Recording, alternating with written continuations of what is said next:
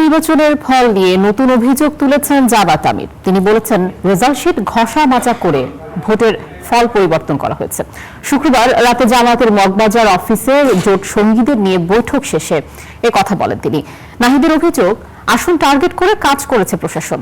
আর আসিফের দাবি, প্রশাসন ও গোয়েন্দারা মিলে ফলাফল টেম্পারিং করেছেন। গণ অভ্যুত্থান পরবর্তী রাজনীতিতে এক গুরুত্বপূর্ণ অধ্যায় ২৬-এর নির্বাচন। বৃহস্পতিবারের ভোটে ২১২ আসনে জিতে সরকার গঠনের পথে বিএনপি, আর জামায়াত নেতৃত্বাধীন জোট পেয়েছে ৭৭টি আসন।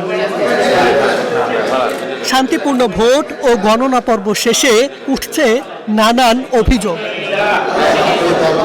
কারচুপি সহ নির্বাচনের পর নেতাকর্মীদের বাড়িতে হামলা ও আগুন দেওয়ার অভিযোগ ১১ দলীয় জোটের। শুক্রবার মগবাজারে জামায়াতের কেন্দ্রীয় কার্যালয়ে নির্বাচনী পর্যালোচনা কমিটি ও জোটসঙ্গী নেতাদের সঙ্গে বৈঠক শেষে এই অভিযোগ করেন শফিকুর রহমান।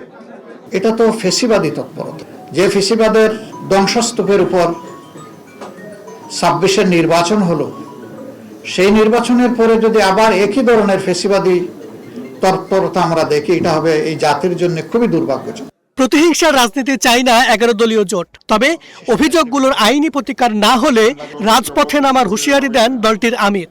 যাদের অধিকার জোর করে কেড়ে নেওয়া হয়েছে, আমাদের সিদ্ধান্ত তারা প্রতিকার চাইবেন। সুনির্দিষ্ট সময়ের ভিতরে যদি আমরা প্রতিকার পাই তাহলে এক কথা, কিন্তু যদি না পাই তাহলে এখানেও আমরা বাধ্য হব আমাদের পথ ধরতে। এদিকে টার্গেট করে নির্দিষ্ট আসনে প্রশাসনকে কাজে লাগিয়ে অতীতের মতো ফল পরিবর্তন করা হয়েছে অভিযোগ করেন এনসিপি নেতা নাহিদ।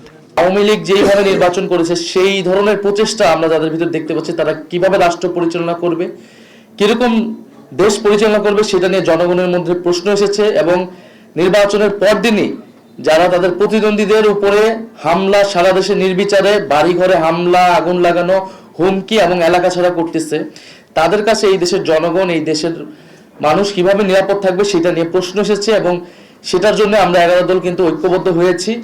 এদিকে রাতে বাংলা মোটরে সংবাদ সম্মেলন করেন এনসিপি নেতারা। আসিফ মাহমুদের অভিযোগ, প্রশাসনের সর্বোচ্চ সহযোগিতায় কারচুপি হয়েছে। বিজয়ী বিএনপি এখন প্রকাশ্যেই দায়িত্ব নিচ্ছে পলাতক আওয়ামী লীগের। বিএনপির বিভিন্ন প্রার্থীরা, নেতা কর্মীরা আমরা দেখছি যে আওয়ামী লীগের পার্টি অফিস যেটা ১.৫ বছর ধরে বন্ধ ছিল সেগুলো উদ্বোধন করছেন। আমরা এটা থেকে স্পষ্টভাবে বোঝা যায় যে আওয়ামী লীগের সাথে এক ধরনের গোপন আন্ডারস্ট্যান্ডিং এবং আঘাতের মধ্য দিয়ে তারা নির্বাচনে জয়লাভ করতে পেরেছেন। জোট নেতারা বলছেন, কোন রাজনৈতিক দলের ফ্যাসিস্ট কর্মকাণ্ড সহ্য করা হবে না নতুন বাংলাদেশে। মাহাবুল ইসলাম, স্টার নিউজ, ঢাকা।